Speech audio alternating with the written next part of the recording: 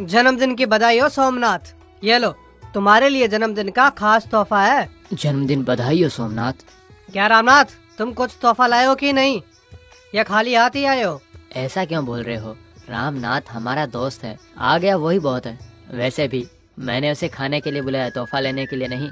तुम गलत मत सोचना रामनाथ। नहीं, तुम्हें तो मेरी आर्थिक स्थिति पता है ना। मेरा परिवार खेती बाड़ी पर चलता है। मैं तो आज तक पढ़ाई के लिए काम होने की वजह से एक दिन भी नहीं जा पाया, इसलिए मेरे पास तोहफा लाने के लिए एक भी पैसा नहीं था। अरे नहीं नहीं रामनाथ, मैं तो मजाक कर रहा था, तुम गलत मत समझना।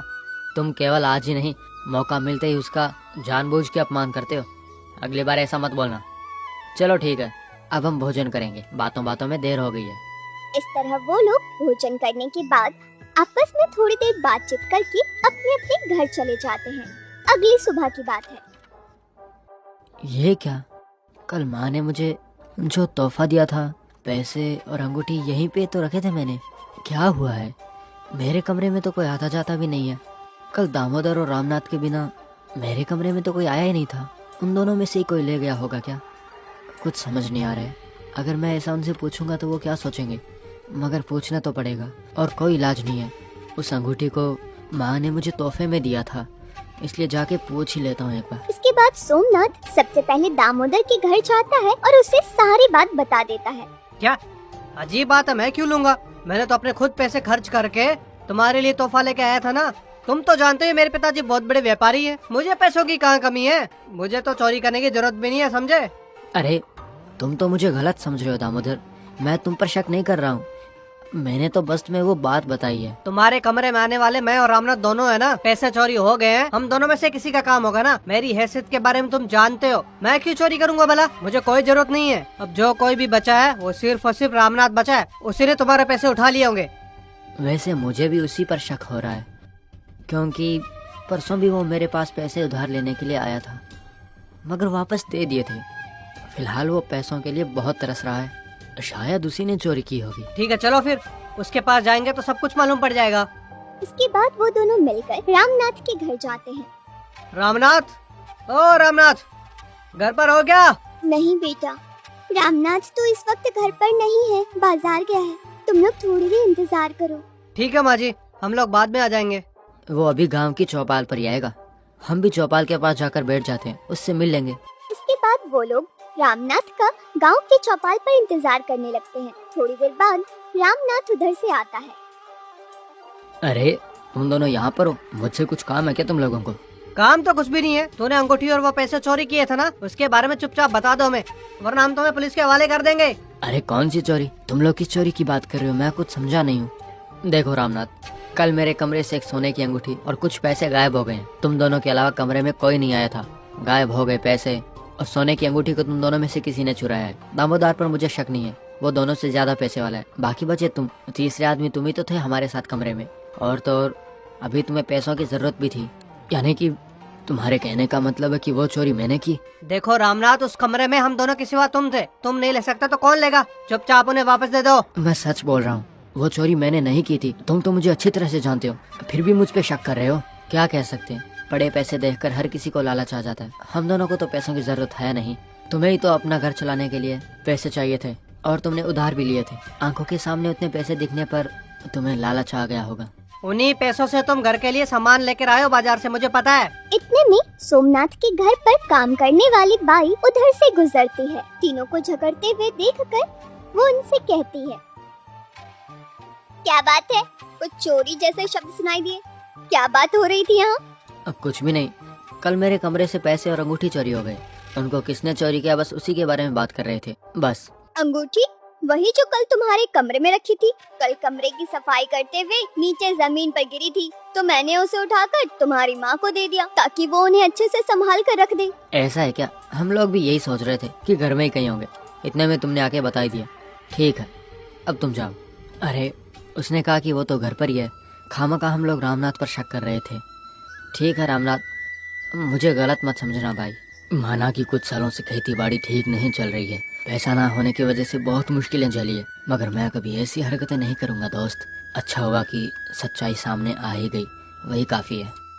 इन सब के कुछ दिनों के बाद सोमनाथ पढ़ाई के लिए शहर चला जाता है। दामोदर अपने पिता का व्यापार संभालने लगता है और रामनाथ खेती बाड़ी करने लगता है और इस तरह कुछ साल बीत जाते हैं। बेटा सोमनाथ, तेरी पढ़ाई के हिसाब से तुझे नौकरी तो मिल गई। अब एक अच्छी सी लड़की देखकर शादी करवाना चाहती हूँ। हमारे गांव में चंद्रा जी की बेटी है ना, उन्हें हमारा रिश्ता पसंद है। अगर तू कहे तो रिश्ते के लिए हाँ कर दूं मैं। हाँ, तुम तो उस लक्ष्मी के बारे में बात कर रही हो ना, अच्छी लड़की है। हाँ बेटा, वो लड़की काफी संस्कारी है। मेरे ख्याल से तुम लोगों की जोड़ी काफी अच्छी रहेगी, है ना? तुम्हारी मर्जी माँ, वही करो जो तुम्हें अच्छा लगे। इस तरह सोमनाथ का लक्ष्मी के साथ विवाह संपन्न हो जाता है। दोनों आपस में बड़े प्यार से रहने लगते हैं। इसी तरह एक दिन दामोदर सोमनाथ से मिलने आता है। अरे दामोदर, कैसे हो? तुम्हें देखे बहुत दिन हो गए। हाँ सही कहा, कुछ खास नहीं है। हम दोनों एक ही गांव में रहते हैं मगर भी हमारा मिलना नहीं होता। और बता, रामनाथ से मुलाकात हुई कि नहीं? उससे भी मिले बहुत दिन हो गए। नहीं रे, उससे तो मिले हुए मुझे लगभग 6 साल हो गए। कारोबार की वजह से गांव जाने की सहूलत ही नहीं मिल पा रही है और अब तो पिताजी भी हमारे साथ शहर में रह रहे हैं। हाँ हाँ, गांव में मकान तो है मगर हमें भी वहाँ जाने के लिए समय नहीं मिल रहा है। काम करते करते पूरा दिन निकल जाता है। अब वो तो ठीक है, तुम कुछ काम से आए हो क्या? हाँ, दरअसल मुझे कुछ पैसों की जरूरत थी। क्या तुम मुझे दे सकते हो, यही पूछने के लिए आया। अरे ये क्या, तुम्हारे तो इतना बड़ा कारोबार है ना, मुझ जैसे छोटी नौकरी करने वाले से पैसे लेने की जरूरत क्यों पड़ गई? क्या हुआ? वो सब छोड़ो तुम, 1 महीने के अंदर अंदर तुम्हारे पैसे दे दूंगा। उसमें क्या है, बस ऐसे ही पूछा था। बता कितने पैसे चाहिए? कम से कम मुझे 50,000 रूपए चाहिए। बाप रे, इतनी बड़ी रकम तुम्हें क्यों चाहिए? मेरे पास तो अभी पूरे मिला के 54,000 रुपये हैं। ठीक है, ज्यादा जरूरत है तो दे दूंगा, कोई चिंता नहीं है। ये लो 50,000 रुपये। 1 महीने के अंदर तुम्हारे पैसे वापस दे दूंगा। चलो मैं चलता हूँ। इस तरह दामोदर 50,000 रुपए सोमनाथ के पास से लेकर जाता है। ये सब देखकर लक्ष्मी कहती है, कौन है जी वो? इतने प्यार से बात कर रहे थे आप। मैंने तो उसे पहले कभी नहीं देखा था। अच्छा, वो मेरे बचपन का दोस्त है सोमनाथ। हमारी शादी में भी तो आया था। मैं और वो बहुत अच्छे दोस्त हैं। उसको मुझसे बहुत लगाव है। बचपन से दोनों साथ में ही पढ़े हैं। इसके अलावा एक और भी दोस्त है, उसका नाम है रामनाथ। ओह ऐसा क्या? अगर बचपन के दोस्त मिलते हैं तो कितना अच्छा लगता है ना जी। वो कुछ पैसे भी दिए क्या? हाँ, उसको कुछ पैसों की जरूरत पड़ गई थी। 50,000 मांगे थे, मैंने दे दिए। बाप रे, इतनी बड़ी रकम चाहिए थी क्या उनको? 50,000 मतलब 2 साल का तनख्वाह। हाँ, बहुत मेहनत करके पैसे बचाए थे। मगर वो बड़ा अमीर आदमी है, उसके पास से कहीं नहीं जाएंगे। बोला है कि 1 महीने में वापस दे देगा। ठीक है, कल रविवार है ना, एक बार अपने गांव जाकर आएंगे हम। गांव गए बहुत दिन हो गए। वहाँ पे मेरा मकान भी एक बार देख कर आएंगे। चाहे कुछ भी हो, इतनी बड़ी रकम देना सही नहीं। अरे लक्ष्मी, मुझे उस पर पूरा भरोसा है। हमारे पैसे कहीं नहीं जाएंगे, तुम चिंता मत करो। अगर आप ऐसा कह रहे हैं तो कोई बात नहीं, मैं कुछ नहीं बोलूंगी। ठीक है, जाने की तैयारियां करो। मैं आपसे कब से कह रही हूँ कि मेरे साथ गांव चलिए, लेकिन आपको समय ही नहीं मिलता। इस तरह सोमनाथ 2 दिनों के बाद अपनी बीवी को लेकर गांव चला जाता है। जब वो घर से निकलता है तब रास्ते में उसे रामनाथ मिलता है। वो तो रामनाथ लग रहा है शायद। ये क्या है? लगता है अभी तक नहीं बदला। वैसे देखो उसने कैसे कपड़े पहने हैं। वो मुझे दूर से पहचान लेगा तो अच्छा होगा। कैसे हो सोमनाथ, कब आए शहर से? कितने दिनों के बाद गाँव आए हो? सब ठीक है ना? हाँ, मैं तो ठीक हूँ। और रामू, सच में बहुत दिनों के बाद गाँव आया हूँ। गाँव में अपना घर है ना, उसको देखने के लिए आया हूँ। घर बार सब कुछ एक बार देख के साफ सफाई करने के लिए आया हूँ। ये मेरी बीवी है लक्ष्मी। अरे, तुमने तो शादी में भी नहीं बुलाया। ठीक है, वो सारी बातें छोड़ो, दोनों कड़ी धूप में आए हो। चलो एक नारियल तोड़ के पिलाता हूँ। तुम दोनों यहाँ छाँव में खड़े हो जाओ, मैं ले आता हूँ। उसकी जरूरत नहीं है रे, मैं जाता हूँ। मैं बस अभी लाया। बताओ तो कैसा नारियल पानी? बहुत अच्छा नारियल है ना? और एक दूं क्या? बस, अब मैं घर जाऊंगा। जिस आदमी की नजर में नहीं आया था उसी की नजर में आया हूँ। ये क्या हुआ? शायद वो अभी तक भी गरीबी में ही सड़ रहा है।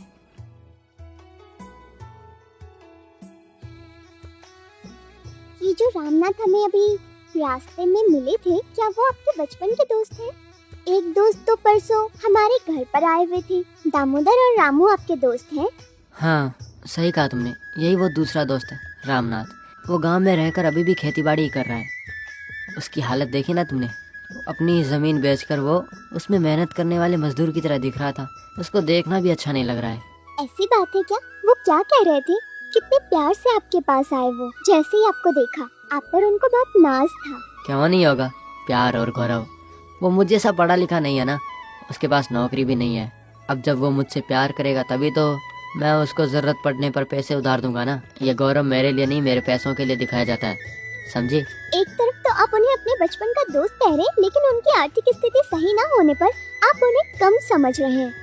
मुझे आपकी ये सोच बिल्कुल अच्छी नहीं लगी। वो सब छोड़ो, किसको कहाँ पे रखना है मुझे अच्छी तरह पता है। हमारा घर ठीक ठाक है ना? कल ही हम शहर वापस जा रहे हैं। ठीक है, लेकिन एक बार आप उनसे बात करके उन्हें अपने घर पर तो बुलाइए ना। हम साथ में खाना खा लेंगे। तुम्हें पता नहीं है, अगर उससे बात की तो वो पैसे मांगेगा। तुम अब उसको भूल जाओ। इसके बाद सोमनाथ शहर वापस चला जाता है और इस तरह 3 महीने बीत जाते हैं। सोमनाथ की माँ का सेहत खराब हो जाता है। अजी सुनिए, सासू माँ की तबीयत खराब हो गई है। उन्हें जल्दी अस्पताल लेकर जाना होगा। मुझे तो बहुत डर लग रहा है जी। ठीक है, चलो जल्दी अस्पताल लेकर जाते हैं। इस तरह सोमनाथ की माँ को नजदीकी अस्पताल लेकर जाते हैं।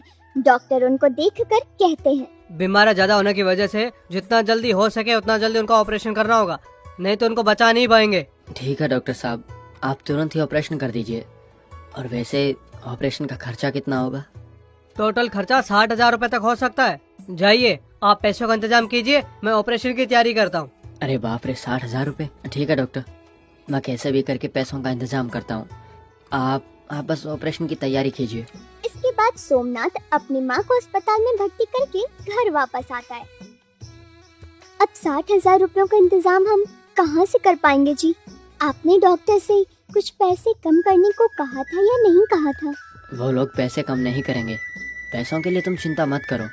मैंने अपने बचपन के दोस्त दामोदर को 50,000 रुपए दिए हुए थे और उससे कहूँगा कि मुझे 10,000 ज्यादा दे, मुझे अभी जरूरत है। ठीक है, मगर 10,000 रुपए ज्यादा वो दे पाएंगे क्या? मुझे ऐसा नहीं लगता। उसके बारे में मुझे अच्छी तरह मालूम है और उसे मुझसे बहुत लगाव भी है। कल सुबह मैं उसके पास जाके अस्पताल में पैसे लेके आ जाऊंगा। इसके बाद अगली सुबह होते ही सोमनाथ दामोदर के घर जाता है और उसे सारी बात बता देता है। तो अभी तुमको 60,000 रूपए अस्पताल के खर्च के लिए चाहिए, मगर मेरे पास उतने पैसे नहीं है भाई। 10,000 रूपए ही है मेरे पास, अगर चाहिए तो लेके जाना। ये क्या कह रहे हो? तुमने तो एक बार मुझसे 50,000 उधार लिए थे ना, 1 महीने में वापस भी करने वाले थे। अब तो 3 महीने हो गए हैं, मैं उधार नहीं मांग रहा हूँ। अभी मेरी माँ की तबीयत बहुत ज़्यादा ख़राब है और वो अस्पताल में भर्ती है, तो ऑपरेशन के लिए चाहिए। कम से कम मुझे 50,000 रुपये तो वापस कर दो। क्या रे, कैसी बातें कर रहा है तू? अगर मेरे पास पैसे नहीं होंगे तो मैं नहीं दूंगा क्या? तुम्हें इतनी बार पूछना पड़ता है क्या? अभी तो मेरे पास केवल 10,000 रूपए ही है, अगर तुम्हें चाहिए तो लेके जाओ। तुम तो इतना बड़ा व्यापार कर रहे हो और तुम्हारा दोस्त आपत्ति में हो तो तुम ऐसे बात करते हो क्या? मुझे मेरे ही पैसे देने के लिए तुम इतना क्या सोच रहे हो? देखो सोमनाथ, तुमने मुझे देखकर पैसे नहीं दिए थे, कारोबार के भरोसे पर दिया था। मेरे से कहीं नहीं जाएंगे ये सोचकर दिया था ना। ऊपर से मैं तुम्हारा बचपन का दोस्त भी हूँ, ये सोचकर भी दिया होगा। ये लो 10,000 रूपए, ये पैसे लेके जाओ तुम। जैसे मेरे पास बाकी के पैसे आएंगे मैं तुम्हें खुद आकर लौटाऊंगा, ठीक है? अब जाओ। इसके बाद सोमनाथ चुपचाप 10,000 रुपए लेकर अपने घर वापस आ जाता है। देखिए चंदर जी, वो मेरा बचपन का दोस्त है, उनको मुझे 50,000 रूपए देना था। मेरा कारोबार देखकर मुझसे 60,000 रूपए मांग रहा था, यानी कि 10,000 ज्यादा मांग रहा था। इसलिए मेरे पास पैसे होते हुए भी मैंने उसको 10,000 ही दिए। सोमनाथ घर जाकर सारी बातें अपनी बीवी को बताता है। मैंने तो आपसे पहले ही कहा था जी, वो ऐसा ही करेंगे। छोड़िए, बाकी पैसों का इंतजाम कैसे करना है अब ये सोचिए। अब हम क्या करेंगे? अच्छा, गांव में अपना घर है ना, लगता है अब उसको बेचना ही पड़ेगा। इसके बाद सोमनाथ अगली सुबह गांव जाकर रामनाथ से मिले बगैर दूसरे लोगों से घर बेचने की बात करता है। तभी एक आदमी रामनाथ को इस बारे में बताता है। आपको ये बात मालूम पड़ी क्या रामनाथ जी? आपका जो बचपन का दोस्त है सोमनाथ, वो अपना घर बेचने जा रहा है। उसकी माँ की तबीयत बिल्कुल ठीक नहीं है, अस्पताल में है, उसका ऑपरेशन के लिए 50,000 रूपए चाहिए। इसीलिए वो घर बेच के जो आने वाले पैसे हैं उसी से अपनी माँ का इलाज करवाने वाला है। शायद उनको अभी आपकी हैसियत के बारे में बिल्कुल भी पता नहीं होगा। 30,000 एकड़ जमीन के मालिक हो और लखपति भी हो आप ऊपर से, इसीलिए वो आपके पास नहीं आया होगा। इस तरह उस आदमी से सोमनाथ के बारे में जानने के बाद रामनाथ सीधा उसके पास जाता है। रामनाथ को अमीरी हुलिया में देखकर सोमनाथ आश्चर्य में पड़ता है। क्या है सोमनाथ, गांव में आए और मुझसे मिले भी नहीं, और ऊपर से अपना घर भी बेच रहे हो। मुझे एक बार बताया भी नहीं तुमने। वो मैं जल्दी में भूल गया था।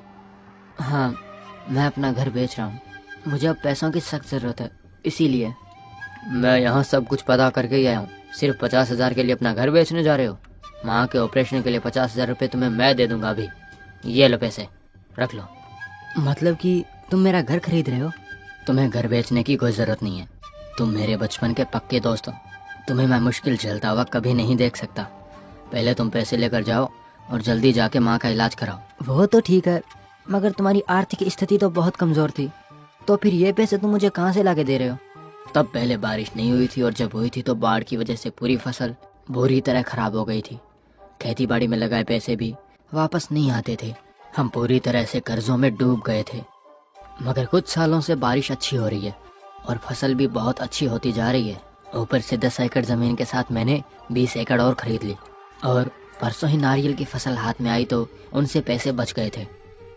इस तरह जिस रामनाथ का सोमनाथ अपमान करता है, आज वही उसकी माँ के ऑपरेशन के लिए पैसे देकर मदद करता है। सोमनाथ की माँ अब ठीक हो जाती है जब लक्ष्मी को पता चलता है। क्यों जी, आपने रामनाथ का हुलिया देखकर उसका अपमान किया था। एक दिन वो सामने आया तो आपने अपना रास्ता ही बदल लिया था, याद है? आखिर में आज आपको उसी रामनाथ से पैसे लेने की जरूरत पड़ी, और जिस दामोदर पर आपको इतना ज्यादा भरोसा था, उसने तो आपको धोखा दे दिया। कपड़ों से पहचान नहीं होती। हाँ लक्ष्मी, तुमने बिल्कुल सही कहा था। अगर रामनाथ मुझे सहारा नहीं देता तो बहुत बड़ा अनर्थ हो जाता। अभी जाके मैं रामनाथ से माफी मांगूंगा। इसके बाद सोमनाथ अपने गांव जाकर रामनाथ से मिलकर उसे सारी बातें बताता है और उससे क्षमा मांगता है, और उसके बाद वो दोनों बहुत अच्छे दोस्त बन